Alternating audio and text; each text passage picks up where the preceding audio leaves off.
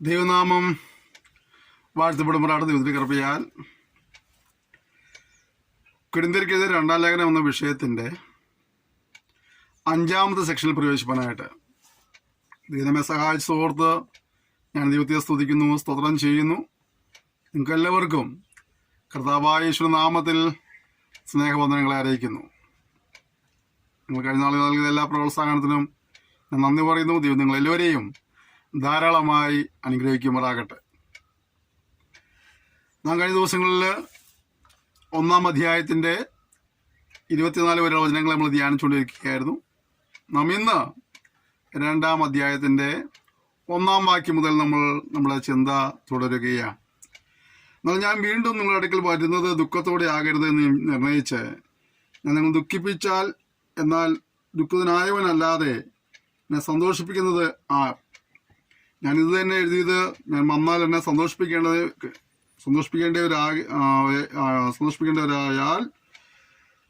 സന്തോഷിപ്പിക്കേണ്ടിയവരാൽ ദുഃഖമുണ്ടാകരുതെന്ന് വെച്ചും എൻ്റെ സന്തോഷം നിങ്ങൾക്ക് എല്ലാവർക്കും സന്തോഷമായിരിക്കുമെന്ന് നിങ്ങളെ എല്ലാവരെയും കുറിച്ച് വിശ്വസിച്ചിരിക്കൊണ്ടുമാകുന്നു.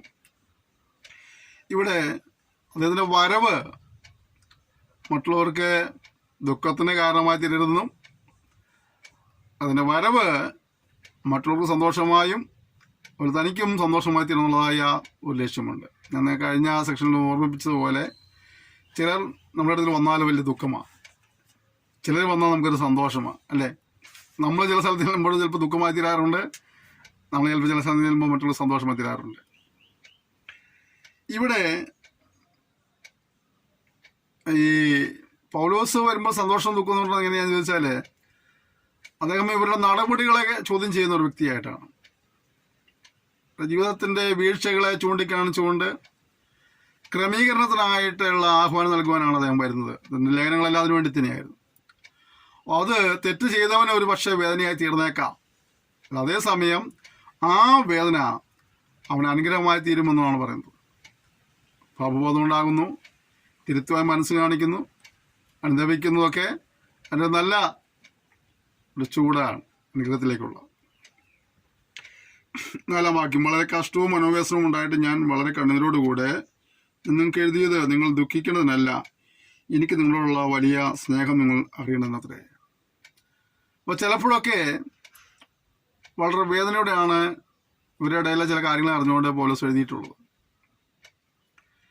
പൗലോസ് അവരെ അത്രമാത്രം സ്നേഹിക്കുന്നു, അത്രമാത്രം ആ ജനത്തെ സ്നേഹിക്കുന്നതുകൊണ്ട് തന്നെ അവർ ദൈവവചനം വിട്ട് ജീവിക്കുന്നത് കാണുകയും കേൾക്കുകയും ചെയ്യുമ്പോൾ നിശ്ചയമായിട്ടും വേദനയുണ്ടാവും.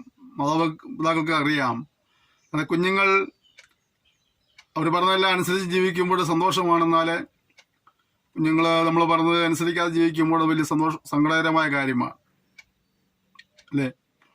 അപ്പോൾ അങ്ങനെ വരുമ്പോൾ ഒരു മാതാവ് അല്ലെങ്കിൽ പിതാവ് അങ്ങനെ പോകുന്ന തെറ്റ് ചെയ്യുന്ന മകനെ അല്ലെങ്കിൽ മകളെ വിളിച്ച് ശാസിക്കാറുണ്ട്. ആ ശാസന കേൾക്കുമ്പോൾ ആ കൊച്ചിനും അത് ഒരു സങ്കടകരമായ കാര്യമാണ്. അതേസമയം അവരെ തിരുത്താനായിട്ട് അവർക്ക് കാര്യങ്ങൾ പറഞ്ഞു കൊടുക്കേണ്ടത് മാതാവിൻ്റെ അല്ലെങ്കിൽ പിതാവിൻ്റെ ഉത്തരവാദിത്തമായിരിക്കുന്ന പോലെ തന്നെയാണ് ഇവിടെ പൗലോസ് തൻ്റെ ആത്മീയ മക്കളായ ഇവരോട് പറഞ്ഞത്, നിങ്ങൾ തെറ്റുകളിൽ നിന്ന് തിരുത്തപ്പെടേണ്ടിയിരിക്കുന്നു. അതിനുവേണ്ടി ഞാൻ ഈ കാര്യങ്ങൾ നിങ്ങൾ പറഞ്ഞത് അത് നിങ്ങളുടെ നാശത്തിനല്ല, പിന്നെ നിങ്ങൾ അനുഗ്രഹം പ്രാപിപ്പാൻ വേണ്ടിയാണ്. അതിൻ്റെ സ്നേഹം കൊണ്ടാണ്. അപ്പൻ സ്നേഹിക്കുന്ന ഇത് മോനെയും തല്ലുന്നു, അല്ലേ? അതുകൊണ്ട് നാം നമ്മുടെ കുഞ്ഞുങ്ങൾ തെറ്റ് ചെയ്യുമ്പോൾ തല്ലുകയും അയൽവക്കത്തെ കുഞ്ഞുങ്ങൾ തെറ്റ് ചെയ്യുമ്പോൾ അവിടെ അവരുടെ മാതാപിതാക്കൾ തലമുറയും പോട്ടെ സാരമില്ല എന്നൊക്കെ പറഞ്ഞിട്ട് തല്ലണൊക്കെ പറഞ്ഞു മുച്ചെന്നുള്ളൂ. അതേ തെറ്റ് നമ്മുടെ കുഞ്ഞുങ്ങൾ ചെയ്താലോ നമ്മൾ നല്ല പൊട്ടി കൊടുക്കുകയും ചെയ്യും. എന്താ കാരണം? അയൽവക്കത്തെ കുഞ്ഞെങ്ങനെ പോയാലും നമുക്ക് വിഷയമുള്ള കാര്യമല്ല. നമ്മുടെ കുഞ്ഞുങ്ങൾ നല്ല നിലയ്ക്ക് ജീവിച്ചില്ലെങ്കിൽ നമുക്ക് സങ്കടകരമായ കാര്യമായതുകൊണ്ട് നമ്മുടെ കുഞ്ഞുങ്ങൾ തെറ്റ് ചെയ്യുമ്പോൾ അവർ ശിക്ഷിക്കുന്നു. അടുത്തത് പൗലോസ് തന്റെ ശുശ്രൂഷയുടെ മറ്റൊരു കാര്യം പറയേ, ഒരുവൻ എന്നെ ദുഃഖിപ്പിച്ചു എങ്കിൽ അവൻ എന്നെ അല്ല, ഒരു വിധത്തിൽ ഞാൻ കണക്കിലേറെ പറയരുതല്ലോ, നിങ്ങളെല്ലാവരെയും ദുഃഖിപ്പിച്ചിരിക്കുന്നു. ദൈവസഭയുടെ പൊതുവായ വളർച്ചയ്ക്ക് വേണ്ടി, ഉന്നമനത്തിന് വേണ്ടി, ആത്മീയ ഉയർച്ചയ്ക്കായിട്ടൊക്കെ യുവദാസൻ്റെ കാര്യങ്ങൾ പൊതുവായി എഴുതുമ്പോൾ അത് ഇഷ്ടപ്പെടാതെ ആരെങ്കിലും തനിക്കെതിരെ ശബ്ദമുയർത്തിയാൽ അദ്ദേഹം പറയുക, ആ ശബ്ദമുയർത്തുന്ന വ്യക്തി എന്നെയല്ല, നമ്മളെല്ലാവരെയും വേദനിപ്പിക്കുകയാണ്. പലപ്പോഴും നമുക്കറിയാം, നമ്മുടെ സഭകളിലൊക്കെ ദൈവദാസന്മാർക്കെതിരെ ശബ്ദമെടുത്തുന്നതായ ചില സഹോദരന്മാരും സഹോദരികളും ഉണ്ടാകാറുണ്ട്. അവർ ചെയ്യുന്നത് ഒരുപക്ഷെ അവർക്ക് മിടുക്കായി തോന്നിയാലും അത് ചെയ്യാൻ പാടില്ലാത്ത കാര്യമാണ് ചെയ്യുന്നതായ ബോധ്യം അവരെ പലപ്പോഴും ഭരിക്കാറില്ല. എന്നാൽ അത് അങ്ങനെ ചെയ്യരുത് എന്ന് ബോധ്യമുള്ളവർ അത് കാണുമ്പോൾ അവരെ ശാസിക്കുകയോ അങ്ങനെ സംഭവം ഉണ്ടായാൽ ദുഃഖിക്കുകയോ ചെയ്യാറുണ്ട്. ഞങ്ങൾ മറ്റൊരു സ്റ്റേറ്റിൽ കുറച്ച് പാസ്റ്റേഴ്സുമായിട്ട് മീറ്റിങ്ങിന് പോയി. അവിടെ വെച്ച് നമ്മുടെ കൂടുതൽ ഒന്നാ ചില ദേവാസന്മാർ ആ ചെന്ന സ്ഥലത്തെ ദേവാസന്മാരുമായിട്ട് ഇപ്പോൾ ചില പ്രശ്നങ്ങളൊക്കെ ഉണ്ടായി. ഞങ്ങളതറിഞ്ഞ് നമ്മുടെ കൂടെ ദേവാസന്മാരോട് അങ്ങനെ ചെയ്തത് ശരിയായില്ല എന്നൊക്കെ പറഞ്ഞു. അല്ല, ചിലത് അംഗീകരിച്ചു, ചിലത് അംഗീകരിച്ചില്ല.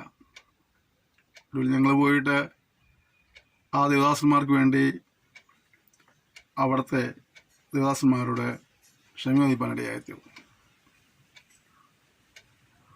അത് അവിടുത്തെ ആ ദേവദാസന്മാർക്കൊരു വലിയ സന്തോഷവും അത്ഭുതമായി.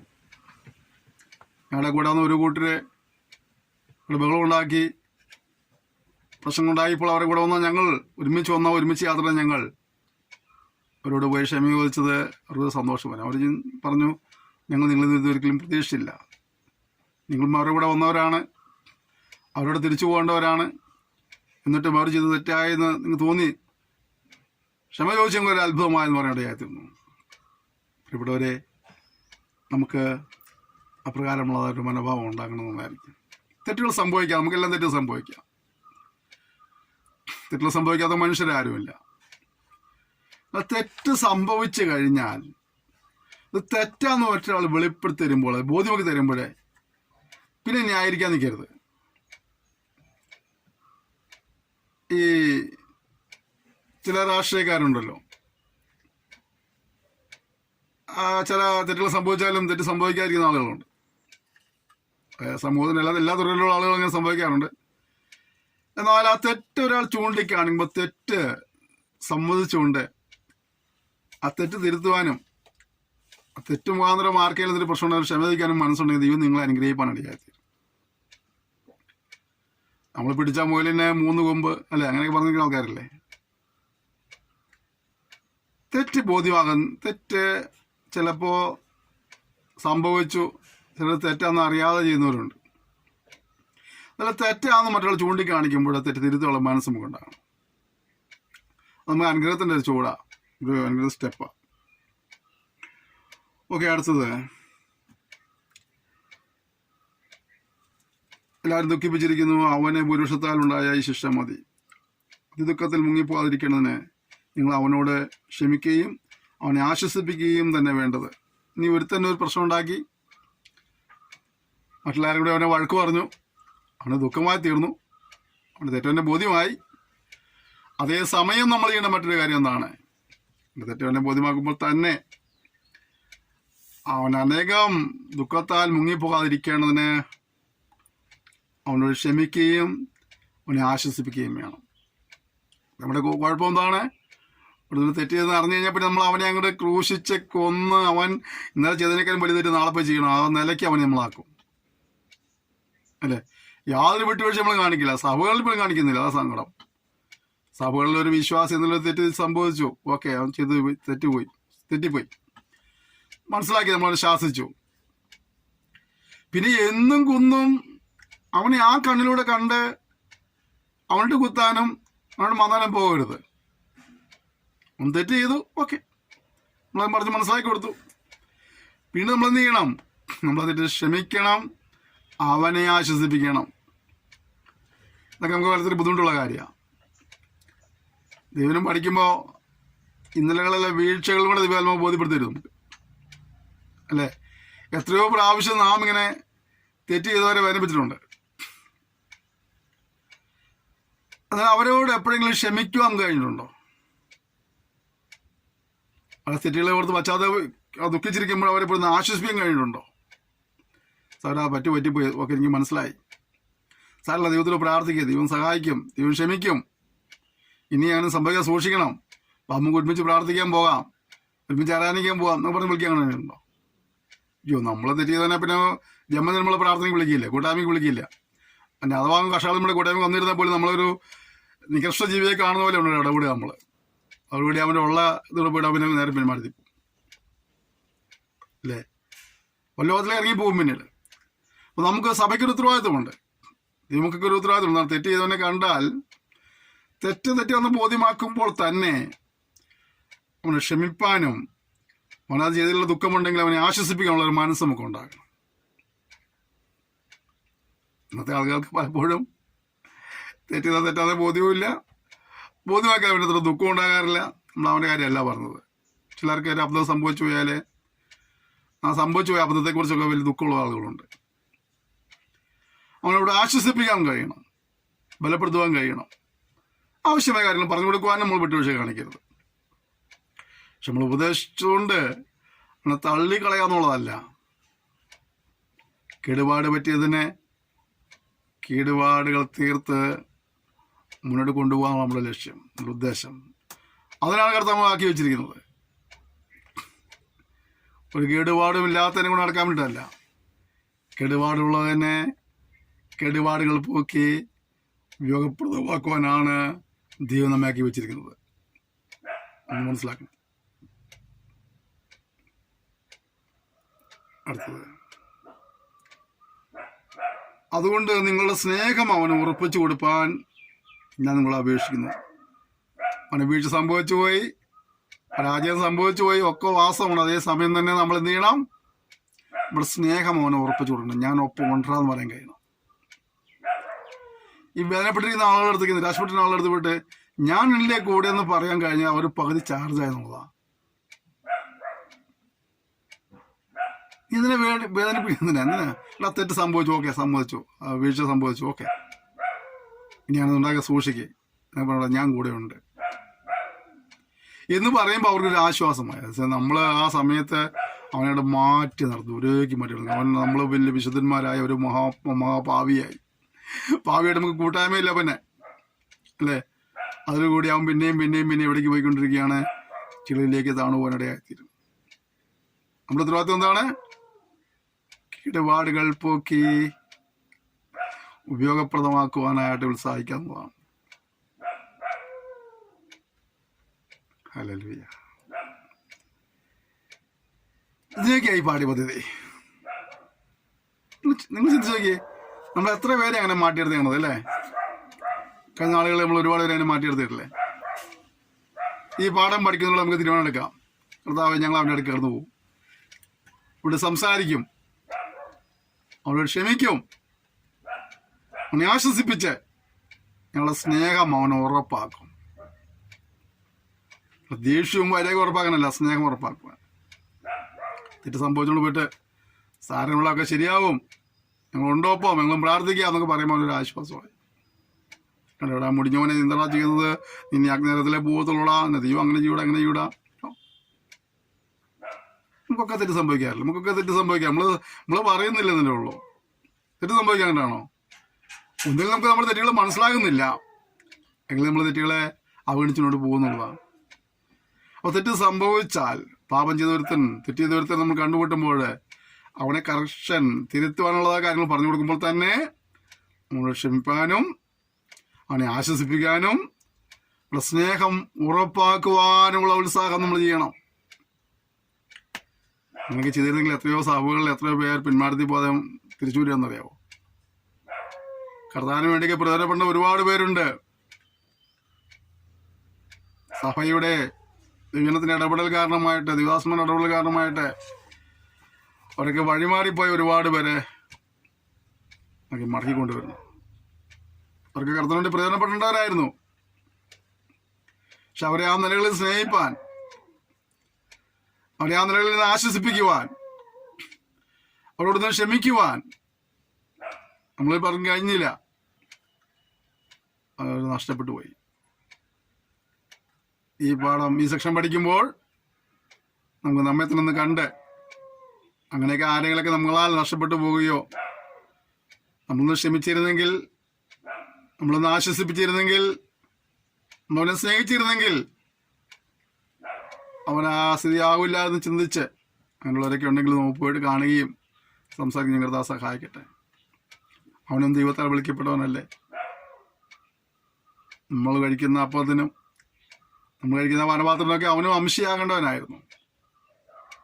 മനുഷ്യന് തെറ്റ് സംഭവിച്ചിട്ടുണ്ടായിരിക്കാം. ഒരു പ്രാവശ്യം തെറ്റ് ചെയ്തു, നമ്മളത് ഒരുപാട് പ്രാവശ്യം ചെയ്തുകൊണ്ടിരിക്കുകയാണ് അല്ലേ. അവൻ ചിലപ്പോൾ ജീവിതത്തിൽ ഒരു പ്രാവശ്യം തെറ്റ് ചെയ്തിട്ടുണ്ടായിരിക്കുള്ളൂ. നമ്മൾ കൂടെ പറയുമ്പോൾ, കൂടെ മറ്റുള്ളവരോട് പറയുമ്പോൾ, കൂടെ സംസാര വിഷയമാക്കുമ്പോൾ നമ്മൾ ആ തെറ്റ് നമ്മൾ ആവർത്തിച്ചുകൊണ്ടേ ഇരിക്കുകയാണ്. നമ്മുടെ ഒറ്റ പ്രാവശ്യം തെറ്റ് നമ്മൾ പല പ്രാവശ്യം ചെയ്യുകയാണ്. അപ്പോൾ ആരാ തെറ്റുകാരൻ? ശരിക്കും തെറ്റുകാരൻ ആരാ? അതേസമയം അവനോട് ക്ഷമിക്കുവാൻ കഴിഞ്ഞാൽ, അവനെ പെടുന്ന ആശ്വസിപ്പിക്കാൻ കഴിഞ്ഞാൽ, അവനെ സ്നേഹിക്കുവാൻ കഴിഞ്ഞാൽ, ഒരു പക്ഷെ അവൻ നമ്മളെക്കാൾ നാളുകളിൽ കർത്താവിന് വേണ്ടി പ്രയോജനപ്പെടുവാൻ കാരണമായി നിന്നേക്കാം. ഓക്കെ, നമുക്ക് മുന്നോട്ട് പോകാം.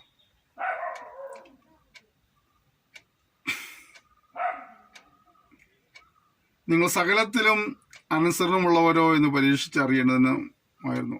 അപ്പോൾ മറ്റൊരു പരീക്ഷ എന്താണ്? നമ്മൾ സകലത്തിലും അനുസരണമുള്ളവരായിരിക്കുക എന്നുള്ളതാണ്. നമ്മൾ തന്നെ ടെസ്റ്റ് ചെയ്യണം.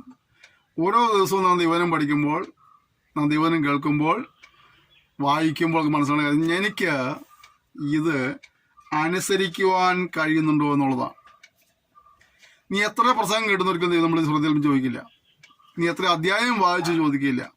നീ എത്ര പ്രസംഗിച്ചെന്ന് ചോദിക്കില്ല. എന്താ ചോദിക്കത്തുള്ളൂ? നീ കേട്ടത് എത്ര മാത്രം അനുസരിച്ചിട്ടുണ്ടെന്നുള്ളതാണ്. അപ്പൊ കേൾക്കുന്നത് അനുസരിക്കുന്നില്ലെങ്കിൽ തങ്ങളെ തന്നെ ചതിക്കുന്നു വചനം പറഞ്ഞത്. തങ്ങളെ തന്നെ ചതിക്കുന്നു. നമ്മൾ ചതിക്കുക. മറ്റുള്ളവർ നമ്മൾ ചതിച്ചാൽ പിന്നെയും തമ്മിലെ രക്ഷിക്കും. നമ്മളെ തന്നെ ചതിച്ചാലോ? കുറെ കേട്ടവനെ കുറെ അടി കൊള്ളുന്ന നമ്മളവിടെ സൂക്ഷിക്കണം. നമുക്ക് അനുസരിക്കാൻ കഴിയുന്നുണ്ടോ? അതേ നാം ഇപ്പോഴും അനുസരണക്കേടിലൂടെ തന്നെ മുന്നോട്ട് പോയിക്കൊണ്ടിരിക്കുകയാണോ? അനുസരണക്കേടിൽ നിന്ന് തിരിച്ചു വരാൻ കർത്താവ് നമ്മൾ ആഹ്വാനം ചെയ്യുകയാണ്. അനുസരണക്കേടിൽ നമ്മൾ തിരിച്ചു വരണം. വായിച്ചത് നിങ്ങൾ അനുസരണമുള്ളവരോ ഏതിലാ? സകലത്തിലും. ഓരോ വചനം വായിക്കുമ്പോഴും ചില വചനം വായിക്കുമ്പോൾ നമുക്ക് ഇഷ്ടമുള്ള വചനമാണ് അല്ലേ. ചില വചനം വായിക്കുമ്പോൾ ഇഷ്ടപ്പെടാറില്ല. കാരണം അതിൽ നമുക്ക് ക്രമീകരണം വേണ്ടി വരും. ചില വചനത്തിന് മുമ്പിൽ, ചില വചനത്തിന് മുമ്പ് നമുക്ക് സമർപ്പണം വേണ്ടി വരും, ക്രമീകരണം വേണ്ടി വരും, ഏറ്റുപറച്ചിൽ വേണ്ടി വരും, ക്ഷമ ചോദിക്കേണ്ടി വരും, ക്ഷമിക്കേണ്ടി വരും. അതൊക്കെ നമുക്ക് വളരെ ബുദ്ധിമുട്ടുള്ള കാര്യമാണ്. ചില വചനങ്ങൾക്ക് അങ്ങനെ വിഷയങ്ങളൊന്നുമില്ല. അങ്ങനെ ഞാൻ തന്നെ വാലല്ലാതെ തലയൊക്കെ പറഞ്ഞാൽ നമുക്ക് വലിയ കുഴപ്പമുണ്ടോ? നമ്മൾ വേണമെങ്കിൽ 4 ഇലയ്ക്ക് കിടന്നാടും. നിന്റെ സ്ഥിതികൾക്ക് മാറ്റം വരുത്താൻ പോവുകയാണ്, ഞാൻ അനുഗ്രഹിക്കാൻ പോകുന്നുണ്ട്, ശൂന്യത മാറും. സന്തോഷമുള്ള കാര്യമൊക്കെ എല്ലാം കേൾക്കുമ്പോൾ. അതിൻ്റെ അപ്പുറത്തേക്ക് ഒരു ക്രമീകരണത്തിന് വേണ്ടി കാര്യങ്ങൾ പറയുമ്പോൾ അതനുസരിക്കുവാൻ മനസ്സുണ്ടോ എന്നുള്ള ചോദ്യം, അവിടെയാണ് നമ്മൾ തിരുത്തൽപ്പെടേണ്ടത്. ഓക്കെ, അടുത്തത്. നിങ്ങൾ വല്ലതും ക്ഷമിക്കുന്നതിനോട് ഞാനും ക്ഷമിക്കുന്നു. എന്നാൽ ഞാൻ വല്ലതും ക്ഷമിച്ചിരിക്കുന്നെങ്കിൽ നിങ്ങൾ നിമിത്തം ക്രിസ്തുവിൻ്റെ സന്നിധാനത്തിൽ ക്ഷമിച്ചിരിക്കുന്നു. നമ്മൾ ക്ഷമിക്കുന്നത് വരെ പേടിച്ചിട്ടൊന്നുമല്ല. നമ്മൾ കർത്താവിനെ നമ്മൾ ക്ഷമിക്കുന്നത് മാത്രമേ ഉള്ളൂ. അവരുടെ ചിന്ത നമ്മളവരെ പേടിച്ചിട്ട് മിണ്ടാതിരിക്കാന്നാ. അല്ല, നമ്മൾ ക്ഷമിക്കുക. എന്താ കാരണം? നമ്മൾ കർത്താവിന്റെ നാമത്തിൽ ക്ഷമിക്കുന്നു. അതിനും പറയും നിങ്ങൾ ക്ഷമിച്ചാലേ ദൈവം ക്ഷമിക്കത്തുള്ളൂ. അതുകൊണ്ട് നമ്മൾ പലപ്പോഴും ക്ഷമിച്ചു പോവുക. അപ്പൊ ഇവരുടെ ചിന്ത എന്താ വെച്ചാൽ ഇവരെ നമ്മളെ പേടിച്ചിട്ട് അല്ലേ, നമ്മൾ അവരെ പേടിച്ച് മിണ്ടാതിരിക്കാന്നല്ല. ഈ ക്ഷമിക്കുക എന്നുള്ളത് വലിയൊരു കാര്യമാണ്. ദേഷ്യം വന്നാൽ ഒരുത്തൻ്റെ ഒരു പൊട്ടിരി കൊടുക്കാൻ വലിയ പ്രശ്നമൊന്നുമില്ല. പക്ഷെ അതിനേക്കാൾ കൂടുതൽ ഊർജം വേണം നമ്മെ ഒരുത്തൻ വേദനിപ്പിക്കുമ്പോൾ അവിടെ പ്രതികരിക്കാതെ ക്ഷമിക്കണമെങ്കിൽ അത് വലിയ ബുദ്ധിമുട്ടാണ്. മറ്റത് എളുപ്പം, ചെയ്യാൻ പാടില്ല. ഞാൻ പറഞ്ഞത് അത് എളുപ്പമാണ്. ഇഷ്ടമാത്ത എന്തെങ്കിലും പറയുമ്പോൾ പോയിട്ടൊരു പൊട്ടിന് കൊടുക്കാൻ എളുപ്പമാണ്. പക്ഷേ അവനോട് ക്ഷമിക്കാനുള്ള അല്പം ബുദ്ധിമുട്ടുള്ള കാര്യമാണ്. ക്ഷമിക്കാതെ എങ്ങനെ ക്ഷമിക്കും? ക്ഷമ എന്തോ ക്ഷമ? അവനെ കാണുമ്പോൾ എടാ നീ അങ്ങനെ പറഞ്ഞതല്ലേ, നിന്നോടാണ് ചെയ്തവനല്ലേ, കാണുമ്പോൾ പറയുകയും ഞാനോട് ക്ഷമിച്ചു പറഞ്ഞ അർത്ഥമുണ്ടോ? ഇന്നോ. കർത്താവ് എന്ത് ചെയ്തത്? ക്ഷമിച്ചു പറഞ്ഞപ്പോഴേ ആ പാവങ്ങളെ തെറ്റുകളെല്ലാം കൂടെ വാണ്ടക്കെട്ടിലാക്കി സമുദ്രത്തിന്റെ ആഴങ്ങളിലേക്ക് എറിഞ്ഞു കളഞ്ഞു. എന്നെ കാണുന്നില്ല. നമ്മൾ ക്ഷമിക്കാന്നൊക്കെ പറയുമ്പോൾ ആ ഒരു ചിന്ത മനസ്സിൽ വേണം. അങ്ങനെ ഒരു സംഭവം ചെയ്തിട്ടില്ലാത്തതുപോലെ അവനോട് ഇടപെടാൻ കഴിയണം. അങ്ങനെ അല്പം ബുദ്ധിമുട്ടാ. ഇങ്ങനെയുള്ള ക്ലാസ്സുകളും കേൾക്കാൻ അല്പം ബുദ്ധിമുട്ടാ. കേട്ടാല് അനുസരിച്ചാൽ അനുഗ്രഹമുള്ളൂ.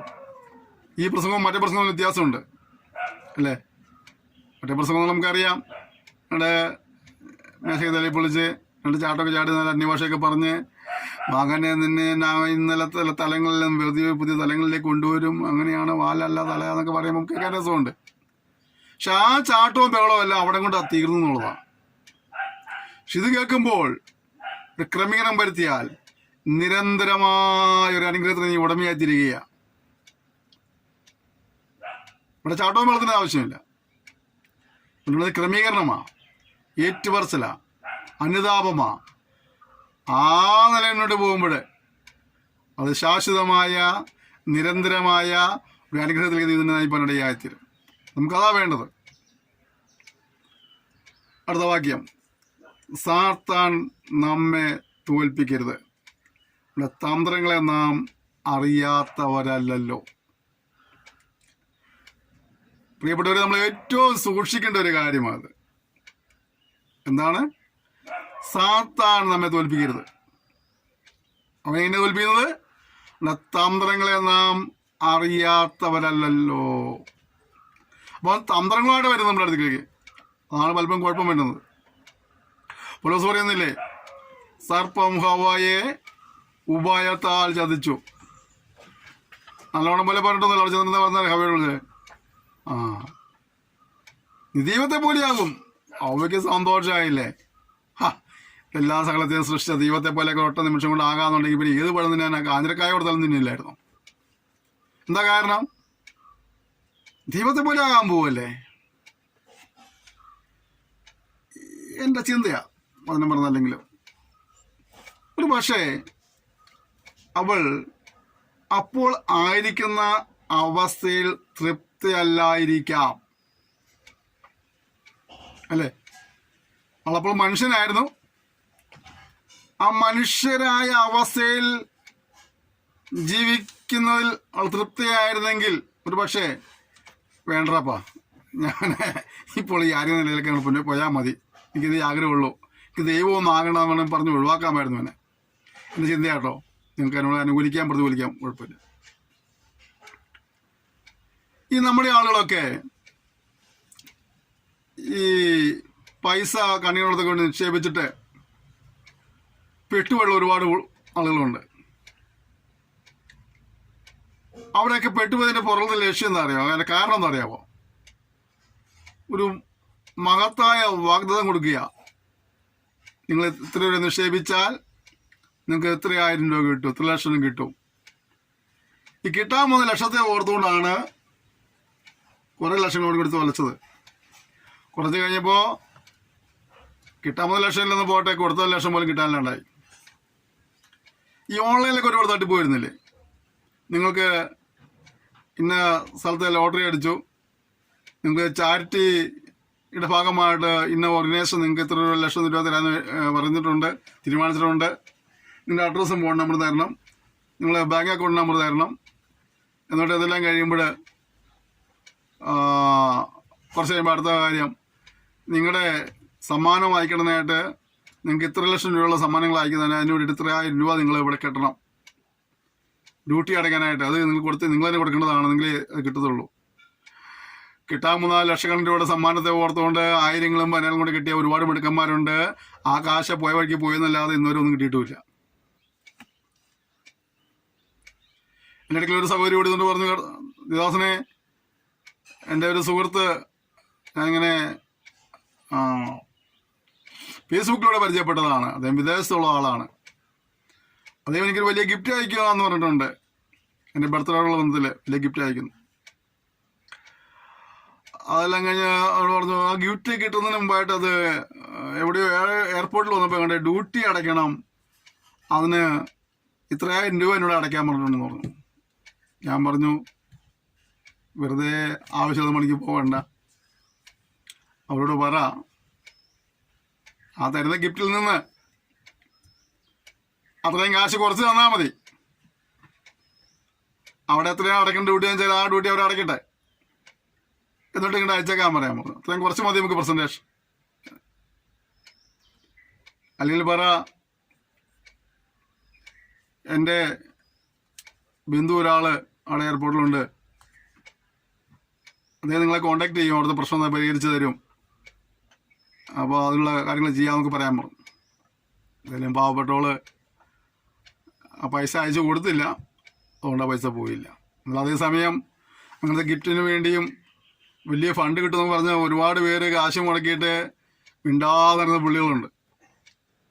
വലിയ ലാഭം കിട്ടുമെന്ന് പറഞ്ഞിട്ട് കാശ് കൊണ്ട് ഇൻവെസ്റ്റ് ചെയ്തിട്ട് ലാഭവും ഇല്ല, മുതലും ഇല്ല, പലിശയില്ലാതെ കിടന്ന് വട്ടം തിരിയുന്ന ഒരുപാട് പേര് ചിലപ്പോൾ ഒന്ന് പ്രാർത്ഥിക്കാൻ പറയും. ഇതിലൊക്കെ കോമഡി എന്ന് അറിയാമോ, ഇവര് വന്ന് പറയുന്നത് എപ്പോഴാണ് അറിയാമോ, എല്ലാം പെട്ട് കാശും കയ്യിൽ നിന്ന് പോയി കിട്ടാൻ മാർഗമില്ലാതെ വെള്ളത്തിൻ്റെ കഴുത്തിൻ്റെ മുകളിലേക്ക് വെള്ളത്തിൽ മുങ്ങി കിടക്കുക.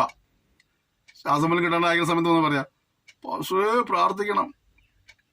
അതേസമയം ഇവർ ഈ കാശ് ഇടാൻ പോകുമ്പോൾ ഇവർ ആരോടും പറഞ്ഞില്ല. കാരണം എന്താണ്, 1 വെച്ചാൽ 10, 10 വെച്ചാൽ 100, 100 വെച്ചാൽ 1000 കേട്ടപ്പാട് കണ്ണുകളിൽ പോയി ഓടിച്ച് കൊണ്ട് ഇട്ട് കൊടുക്കുകയും ചെയ്തു. അതേസമയം ഇങ്ങോട്ട് നമ്മൾ എന്തെങ്കിലും ഒരു കാര്യത്തിന് 10 രൂപ ചോദിച്ചാൽ പറയും അയ്യോ 10 പൈസ ഇല്ല കേട്ടോ, ഞങ്ങൾ ഇന്നലെ കഞ്ഞി വയ്ക്കാൻ മാർഗമില്ലാതെ റേഷൻ കടയിൽ പോയപ്പോൾ അവിടെ വണ്ടിയിൽ നിന്ന് ഇറക്കിയിട്ട് അരി റോട്ടിൽ കിടക്കുന്ന ഞങ്ങൾ അടിച്ചു വാരിക്കൊണ്ട് കഞ്ഞി വെച്ച് വേണ്ടി പറയും. അതേസമയം 10 ലക്ഷം കൊടുക്കാൻ വേണ്ടി ഒരുങ്ങിയിരിക്കുക. പ്രിയപ്പെട്ടവരെ, പലപ്പോഴും നമ്മളെ മനുഷ്യൻ പറ്റിക്കുന്നത് തന്ത്രങ്ങളിലൂടെയാണ്.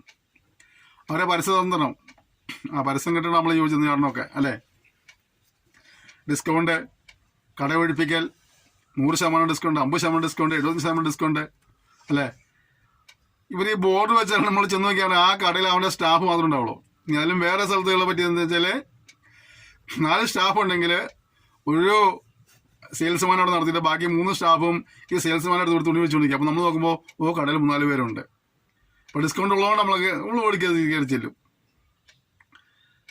അതിലേക്ക് ചിലർ ഇത് ലാഭമാണല്ലോ, അത് ലാഭമാണല്ലോ, അത് 2 എന്താ, ഇത് 4 എന്താ, അപ്പോൾ നമ്മൾ അയ്യോ ഇത്രയും വിലക്കുറവ്, ഇവർക്കൊക്കെ എന്താ ലാഭം, നമുക്ക് ലാഭമാണ്. ഇവരൊക്കെ കടയുടെ സെയിൽസ്മാൻമാരാ, മുതലാളി ശമ്പളം കൊടുത്ത് നടത്തിയിരിക്കുക. അവർ 2, 3, 4, 5, 6 വലിച്ചെടുക്കുക. അപ്പോൾ നമ്മൾ അതിന് കൂടുതൽ കൊടുക്കും. പറ്റിയത് അങ്ങനെയാണ്, തന്ത്രങ്ങളാണ്. ഇവിടെ ദൈവമക്കളെ സംബന്ധിച്ചിടത്തോളം പിശാചിന്റെ തന്ത്രത്തിൽ കുടുങ്ങിപ്പോരുന്ന പറഞ്ഞത്. ഒന്ന് തന്ത്രമായിട്ട് വരുത്തുള്ളൂ. തന്ത്രമായിട്ട് വന്നിട്ട് നമ്മൾ എന്ത് ചെയ്യും, നമ്മളെ കുഴിച്ചടിക്കും. നമ്മളവരെ സൂക്ഷിക്കണം, വളരെ സൂക്ഷിക്കണം. സാത്താൻ നമ്മെ തോൽപ്പിക്കരുത്. തന്ത്രങ്ങൾ നാം അറിയാത്തവരല്ലല്ലോ. കഴിഞ്ഞ കാലങ്ങളൊക്കെ ഇതുപോലെ പിശാച് ഓരോ തന്ത്രങ്ങളുമായിട്ട് വന്നിട്ടാ ദൈവമക്കളെ തോൽപ്പിച്ചത്. പ്രാർത്ഥനാവീരന്മാരെ, വിശുദ്ധന്മാരെ, ദൈവശക്തമായി പ്രസംഗിക്കുന്നവരെ, പഠിപ്പിക്കുന്നവരെ, ദൈവജനത്തെയൊക്കെ തോൽപ്പിച്ചതുപോലെ തന്ത്രങ്ങൾ മെനഞ്ഞിട്ടാ. നേരിട്ട് വന്ന ഒരിക്കലും അത് തോൽപ്പിക്കുന്നില്ല, തന്ത്രങ്ങളിലൂടെയാണ്. ആ തന്ത്രങ്ങൾ നമ്മൾ തിരിച്ചറിഞ്ഞില്ലെങ്കിൽ നിശ്ചയമായും നമ്മെ തോൽപ്പിക്കും. തോൽവി അടയാതിരിക്കാനായിട്ട് ഉണർന്ന് പ്രാർത്ഥിക്കേണ്ട ഒരു കാലഘട്ടത്തിൽ നമ്മൾ ജീവിക്കുന്നത്. നമ്മളെങ്ങനെയും ലക്ഷ്യം തെറ്റിക്കാനായിട്ട്, നമ്മൾ ബിരുദ പ്രാപിക്കാതിരിക്കാനായിട്ട്, ഓട്ടം തയ്ക്കാതിരിക്കേണ്ടതിനായിട്ട് പിശാച് പലനിലകളിൽ തന്ത്രങ്ങൾ മെനയുന്നൊരു കാലഘട്ടത്തിൽ ആയിരിക്കുക. ചിലർക്ക് ആത്മീയ നികളമായിരിക്കും. നീയാണ് ഏറ്റവും നല്ല വിശുദ്ധൻ, നീയാണ് ഏറ്റവും വലിയ ഭക്തൻ, പ്രാർത്ഥനക്കാരൻ, പ്രസംഗകൻ, പ്രബോധകൻ, പ്രവാചകൻ, നീ അല്ലാതെങ്കിൽ ഈ ലോകമില്ലെന്നൊക്കെ പറഞ്ഞ് നമ്മളെ ഒരു ആത്മീയ നീളം കൊണ്ടുതരും. അതും വലിയ വിഷയമാണ്. ഒരു പണ്ഡിതൻ ഇങ്ങനെ എഴുതിയിട്ടുണ്ട്, നീ നമ്മളെ ഏറ്റവും ഉയരങ്ങളിലേക്ക് കൊണ്ടുപോയിട്ട് അവിടെ തള്ളി താഴെയിടും. അല്ലെങ്കിൽ നമ്മളെ ഏറ്റവും താഴ്ചയിലേക്ക് കൊണ്ടുപോയിട്ട് മനസ്സ് മടിപ്പിച്ച് നിരാശപ്പെട്ട് പിറുപിറുത്ത് നമ്മൾ പിന്നെ മാറിപ്പോവും. ഓരോരുത്തരെ എങ്ങനെ വിടുന്നതെന്ന് നല്ലോണം അറിയാം. തന്ത്രങ്ങളെ അറിയാത്തവരല്ലല്ലോ. വിജയപ്രദമായ ക്രിസ്ത്യ ജീവിതം നയിക്കേണ്ടതിനായിട്ട് നമ്മൾ സമർപ്പിച്ച് നമുക്ക് ദൈവത്തോട് ഒരുമിച്ച് പ്രാർത്ഥിക്കാം. ഒടുവിൽ കർത്താവിലും അവൻ്റെ അമിതബലത്തിൽ ശക്തിപ്പെടുവീനെന്ന് നമ്മൾ എഫെസ്യരിൽ പഠിക്കുന്നുണ്ട്. ദുരിതവസ്ഥയിൽ എതിർത്ത് നിൽപ്പാനായിട്ട് ദൈവത്തിന് സർവ്വായുധവർഗം ധരിച്ചോളുവി നമുക്ക് ഇവിടെ വായിക്കാൻ കഴിയുന്നുണ്ട്. പടചേർത്തവനെ പ്രസാദിപ്പിക്കേണ്ടതിന് എന്നോട് ചേർന്ന് കഷ്ടം സഹിക്കാൻ വായിക്കുന്നുണ്ട്. പ്രിയപ്പെട്ടവരെ, നമ്മെ വിളിച്ച വേർതിരിച്ചവരുണ്ട്. അവനെ പ്രസാദിപ്പിക്കുക എന്നുള്ള നമ്മുടെ ലക്ഷ്യം. മുന്നോട്ട് പോകേണ്ടതായ ഒരു മാർഗം നമുക്ക് കാണിച്ചു തന്നിട്ടുണ്ട്. ആ മാർഗത്തിലൂടെ മുന്നോട്ട് പോയി അനുഗ്രഹം പ്രാപിപ്പാൻ, ഉയർച്ച പ്രാപിപ്പാൻ ആഗ്രഹിച്ച് മുന്നോട്ട് ഓടിക്കൊണ്ടിരിക്കുമ്പോഴേ തന്ത്രങ്ങളെ മെനഞ്ഞു കൊണ്ടുവന്ന് നമ്മെ അവിടെ നിന്ന് ചാടിക്കാൻ ശ്രമിക്കുന്ന ഒരു പിശാചിൻ്റെ പോരാട്ടമുണ്ട്. അവിടെ തന്ത്രങ്ങൾ തിരിച്ചറിഞ്ഞുകൊണ്ട് അവൻ ചെയ്യാമെടുക്കാൻ കഴിയുന്നില്ലെങ്കിൽ പലപ്പോഴും നമ്മൾ പരാജയപ്പെട്ടു.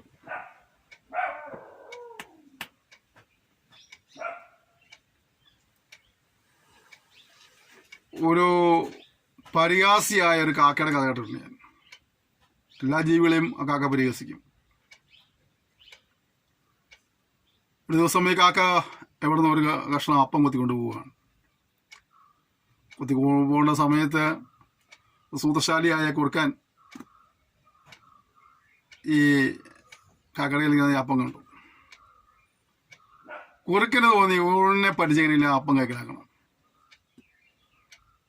പല സൂത്രങ്ങളെ പറഞ്ഞിട്ടും കാക്ക അല്ലൊന്നും വീഴുന്നില്ല. അപ്പോ കുറുക്കനൊന്നും പറയാതെ അങ്ങടെ നീട്ടി ഊരിടാൻ തുടങ്ങി. അപ്പൊ കാക്ക എന്തെന്നറിയാമോ? അവനെ കളിയാക്കാനായിട്ട് കാക്കയും പോകുന്നത് ഓന്ന് ഓടിയിട്ടു. എന്താ സംഭവിച്ചത്? ഈ കുറുക്കനെ പരിഹസിക്കാനായി കാക്ക ഓടിയിട്ടെങ്കിലും കാക്കയുടെ വായിലിരുന്നതായ ഈ അപ്പകഷ്ണം അവിടെ പോയി താഴെ പോയി. കുറുക്കൻ അത് ഒറ്റ വിഴുങ്ങി. കുറുക്കൻ വീണ്ടും ഒരു ഓരിയിട്ടു. തന്ത്രങ്ങളാൽ വളരെ വീഴ്ത്തുന്നു. അതുകൊണ്ട് തന്നെ നമുക്ക് നമ്മുടെ കൃപ നഷ്ടപ്പെടുവാതിരിക്കാനായിട്ട്, വിശുദ്ധിയിൽ നഷ്ടം സംഭവിക്കാതിരിക്കാനായിട്ട്, പ്രാർത്ഥന ജീവിതം മുടങ്ങി പോകാതിരിക്കേണ്ടതിനായിട്ട്, ദൈവന ധ്യാനം കുറഞ്ഞു പോകാതിരിക്കേണ്ടതിനായിട്ട്, പിശാച് അതെല്ലാം നഷ്ടപ്പെടുത്താനായിട്ട് പല തന്ത്രങ്ങൾ മെനഞ്ഞു വരുമ്പോൾ അത് മനസ്സിലാക്കിയുണ്ട് ക്രമീകരണം പ്രാപിപ്പാൻ മേൽപ്പിച്ചും ദിവസത്തിൽ ഒരുമിച്ച് പ്രാർത്ഥിക്കാം. സ്വർഗീയ പിതാവേ, സെക്ഷനായി സ്തോത്രം ചെയ്യുന്നു. നിങ്ങൾ സംസാരിപ്പാൻ ഇടയായി തീർന്നല്ലോ. പിശാച് ഞങ്ങൾ തോൽപ്പിക്കാതിരിക്കാൻ, തന്ത്രങ്ങൾ തിരിച്ചറിഞ്ഞോട് ജീവിപ്പാൻ കൃപ നൽകുമാറാണെന്ന് പ്രാർത്ഥിക്കുന്നു. ഈ പഠിതാക്കൾ ആരും പരാജിതരായിട്ടല്ല കർത്താവേ, വിജയികളായി തീരുവാൻ, അനുഗ്രഹം പ്രാപിപ്പാൻ സഹായിക്കുമാറാണെന്ന് പ്രാർത്ഥിക്കുന്നു. കർത്താവിന്റെ ചുറ്റുപാടുകളിൽ തെറ്റുകൾ സംഭവിച്ച ആളുകളുണ്ട്. അവരെ കാണുമ്പോൾ അവരെ തിരുത്തുവാൻ, അവരെ ക്ഷമിപ്പാൻ, അവരെ ആശ്വസിപ്പിക്കുവാൻ, അവരെ സ്നേഹിപ്പാനുള്ള കൃപ നൽകപ്പെടുമാറാകണമെന്ന് പ്രാർത്ഥിക്കുന്നു. എന്നിട്ട് ഞാൻ അനുഗ്രഹിക്കുമാറാകണമേ. ഈ വചനങ്ങൾ പഠിക്കുന്നവരെ, പഠിപ്പിക്കുന്നവരെ, സന്ദേശങ്ങൾ പങ്കുവെക്കുന്നവരെ, ശുശ്രൂഷയോട് പ്രാർത്ഥിക്കുന്നവരെ ഇതെല്ലാം കൂടെ അനുഗ്രഹിക്കുമാറാണെന്ന് പ്രാർത്ഥിക്കുന്നു. അടുത്ത സെക്ഷനിൽ നീ വൽമൂലം സംസാരിക്കണമേ. നമുക്ക് പിന്നെ മാത്രപ്പെടുത്തിയാട്ടെ. യേശു നാമത്തിൽ തന്നെ ആമേൻ. ക്ഷമയോടെ ഈ സന്ദേശത്തിന് നന്ദി പറയുന്നു. നിങ്ങളെല്ലാവരെയും ധാരാളം അനുഗ്രഹിക്കുമ്പോൾ കർത്താവിൻ്റെ താമസിച്ചാൽ അടുത്ത സെക്ഷനിൽ വീണ്ടും കാണാം. അത് ഈ കർത്താവിൻ്റെ വിസ്താരം ചെറിയ നമ്മൾ സൂക്ഷിക്കാനായിട്ട് പരസ്പരം ഓർത്ത് പ്രാർത്ഥിക്കാം. സന്ദേശങ്ങൾ പങ്കുവയ്ക്കണം, ശുശ്രൂഷ കൊടുത്ത് പ്രാർത്ഥിക്കണം. എല്ലാ പ്രോത്സാഹനത്തിനും, എല്ലാ സഹകരണത്തിനും ഇവിടെ നന്ദി പറയുന്നു. Thank you. May God bless you.